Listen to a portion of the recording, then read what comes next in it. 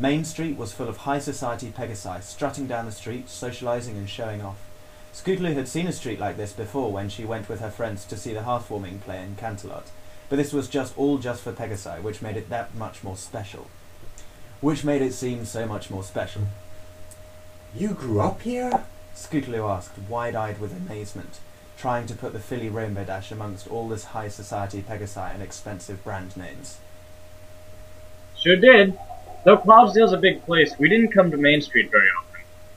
Usually if ponies come here, it's because they're showing off, or sightseeing, like we are. Scootaloo had wanted to stop and look at every building that went by, but there just wasn't the time. She bounced along excitedly next to Rainbow Dash, turning her head left and right. Main Street led up to the Cloud Stadium, which I think people have corrected me since to Cloudasium, but I'll leave it as Cloud Stadium in the story. It loomed imperiously, casting a long shadow. 4 flags fluttered from the very top above the entrance. Want to go up and look? Rainbow asked, crouching again. Scootaloo hopped onto her back, and together they rose to the level of the flags. There was no floor in the stadium. Instead, the stand simply gave way to nothingness and a very, very long drop to the ground below. And this is where you pulled off your amazing rainbow? Scootaloo asked, a little breathless. Rainbow blushed slightly. Well, not quite here. Rarity fell to the bottom of the stadium, and by the time I had worked up enough speed, we were quite a long way down below Cloudsdale. But yeah, this is where the competition was. I wish I could have seen it. Maybe someday you will, kid. Someday. Who knows, maybe one day you'll be making your own rain boom. Or a scooter boom. Actually, forget that, that sounds awful. Rainbow laughed. Scootaloo shuffled slightly on Rainbow's back. I don't think that's very likely. I can't even fly yet, never mind do tricks, and other fillies my age are way ahead of me. Rainbow began to descend back to the cloud surface. There's nothing wrong with being a late bloomer, She said simply. You shouldn't let it worry you. The last flower to bloom can be the prettiest of all. That... You What really... is it? I don't remember what I was going to say. Sorry? What? It didn't quite sound like something Rainbow would say, but... I think it's a quote that I got subconsciously from Mulan. You know, the Disney film? Yeah. Alright. I don't know, Philosopher Rainbow Dash all of a sudden. You are the new Mulan. That just seems a little bit out of place. But alright, yeah. You really think so? Scootaloo hopped off Rainbow's back and steadied her hooves in the cloud. I know so. Rainbow said with a wink. See, that's more in character. Yeah, I'll agree with that. Scootaloo Yeah, felt better after that. They weren't allowed into the academy since it was during term time, so instead Rainbow decided to take Scootaloo down the famed Cloud Terrace while telling her about her fillyhood in Cloudsdale. Cloud Terrace was a one-sided street on the southern face of Cloudsdale. On one side were the most expensive houses in the whole citadel, great mansions with fancy pillars and windows. But it was the other side that made Cloud Terrace special. On the other side there were no buildings. The street simply gave way to the empty sky, falling away to the land far below. The view looked to the south, so the sun always shone directly onto the terrace. Scootaloo could see out almost as far as the Everfree Forest, which was easy to spot because of the freak weather patterns hovering above it. Hidden behind that was Ponyville, and a long way beyond that Scootaloo thought she could just make out Canterlot, perched precariously on a mountainside. Scootaloo pointed endlessly to different places she could see, asking Rainbow what was there, and Rainbow proved surprisingly knowledgeable and well equipped for fielding her questions. At the end of the Cloud Terrace was a large building with 2 chimneys. What's that? That's the weather factory. They have everything in there. From the top pony technicians designing new snowflake and rainbow patterns, to conveyor belts with the fastest production rate of any weather factory in Equestria. Awesome! Can we go inside? Yep. I know a few Pegasi, and we should be able to have a little look around. At the door, Rainbow greeted a yellow Pegasus like an old friend. Hey Raindrops, how's it going? Okay, awkward pause while we work out who's going to do Raindrops' voice. You're the author, you probably have the best idea. Okay, right. Who's, Sweet. yeah. Okay, I'm the new Raindrops. This is cool. Not so bad, Rainbow, but... I'll try it again. Not so bad, Rainbow, Raindrops replied. You know how it is. What brings you to the weather factory? I haven't seen you here in a while. I'm showing this little squirt around. Rainbow replied, giving Scootaloo a playful nudge. She's never been to Cloudsdale before. Oh, wow! Raindrop smiled down to Scootaloo. How exciting! Can you get us to an end to look around? We won't be long. Hey, I don't see any reason why not. You know where the lab coats are.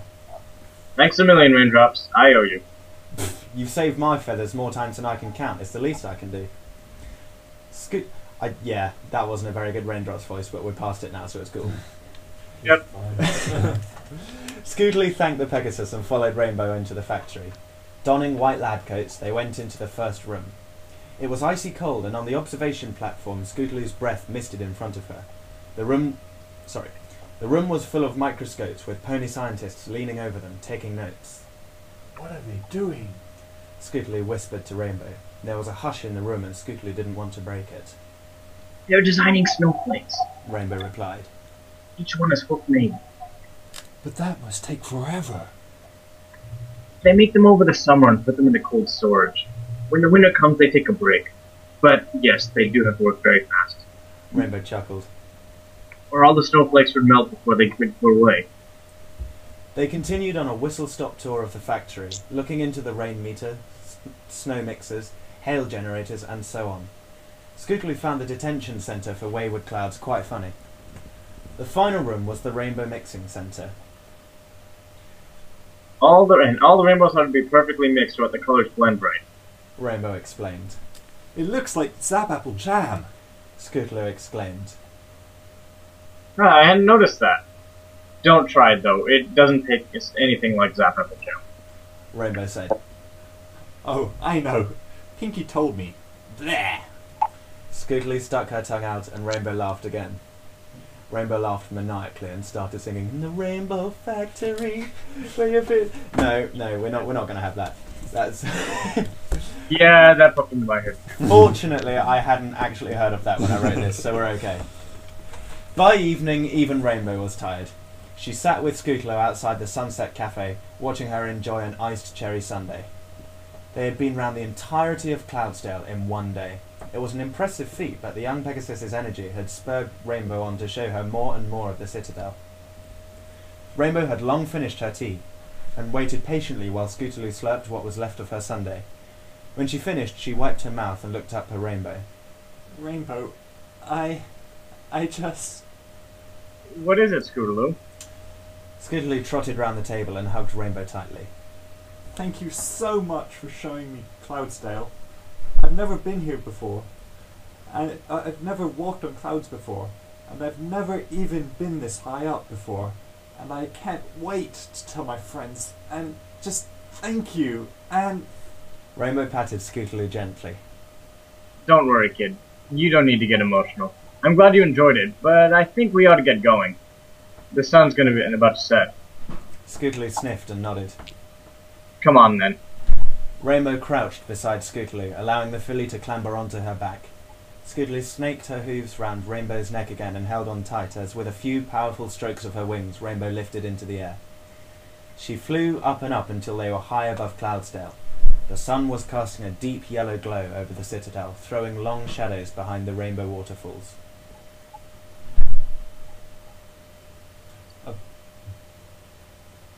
Oh. Rainbow was so mesmerised by the scene that she forgot what to say. It's my favorite time to see. This is my favorite time to see Cloudsdale. Rainbow said to Scootaloo. Just in the sunset. She was answered by deep, regular breathing. The filly had fallen asleep. Rainbow smiled and began to fly back to Ponyville in the direction of the setting sun. Ding ding, alright. Well, if I could say something. One thing, that you're very good at depicting what TV tropes, high TV tropers, calls Hi, TV tropers. Yeah, you know that, I'm sure you know that is. What TV tropes call scenery porn. You're very good at describing backgrounds and things like that. And while it was good to show Scootaloo around like that, well, no, then again, it is a one-shot, that really is what they're there to do, never mind. But, so in normal situations, stories fall prey to that trap sometimes, I know I do. Yeah, no, it's good, yeah. So like, I see what you mean. I haven't actually read this for a while. It was quite nice to go back through it like this, and I'd forgotten how much I put into describing the scenery. And I think you're right. If it was a longer story, if there was an actual plot running through it, then that's nice. I've just been shown a picture of Philly Nightmare Moon. I think if there was a longer plot running through it, then it could detract from the plot. But perhaps I quite like it in the short story sense like this, because it's sort of when there isn't much plot. I think nobody make any comments. When there isn't much plot in a story, you have to sort of make up for it with other things. So I was trying to make up for it with description in this. I could see what you mean. I see what you mean. Well, also, actually, what I would suggest is, it's not really a bad thing to describe the scenery a lot, but as long as it's good to describe it at the beginning of a scene. Oh. For example, like, I mean, in this case, of course, this isn't the case here, but hopefully it's good to describe it at the beginning, and depending on how long that scene is, just don't let it outweigh the rest of the dialogue. Oh yeah. I mean, you know, purple prose. You read some stories where somebody says something and then sort of there's 3 more paragraphs of sweat beading down her brow, and you know, her feathers ruffle slightly in the wind and the moon moves a little bit across the sky, and then they carry on. But yeah, that's too much. I thought it was quite good, because we sort of went through Scootaloo's perspective of, this is her first time seeing it, we should be able to see it first time as well, and sort of come across as the same sort of feelings. And yeah, because you can only describe something once you see it, sort of like Scootaloo seeing it for the first time. It was quite fun for me, actually. I remember now that writing this description of Cloudsdale, because we don't actually see very much of Cloudsdale in the official episodes. We see a little bit, but we don't see very much sort of official world building. You know, it would be hard to actually draw up a map of Cloudsdale, except that it's all columns and clouds and sort of slightly cool Greek architecture. I mean, all the stuff with the Weather Council and these great big buildings with huge pillars of cloud was a lot of what I thought of my own mind. And actually, I liked this Cloudsdale that I pictured in my mind so much that that was what made me want to write the longer story, which turned out to be Icarus, which is very much about Cloudsdale and about this Weather Council and all that kind of stuff. So I really bounced off that with my later stuff. Well, that's good. Universe building is really important. Vignettes can be really easy and really nice to start off series that you don't even recognize happening. Do you take your inspiration from any? Well, how do you get your inspiration? Do you read other people's fics, or do you just sort of? I do actually. I'll give a shout out, if I may, to my favourite author, who is Cloudy Skies. I've only had actually the time, because he or she, I don't know, it sounds horrible. Cloudy Skies has written a variety of things, but the thing that really sort of got me hooked on his or her writing was Where Earth Meets Sky, which is oddly enough a shipping story between Fluttershy and Applejack. Now, sort of, you hear that and you backpedal and you say, whoa, no, this is going to be dreadful. It's actually probably the best story I've read of pony fictions. It's incredibly well written. The narrative is it's so rich and lovely. It's sort of like getting into a hot bath, and it's a really good long story. So okay, I'm an author. I'm allowed to use ridiculous adjectives.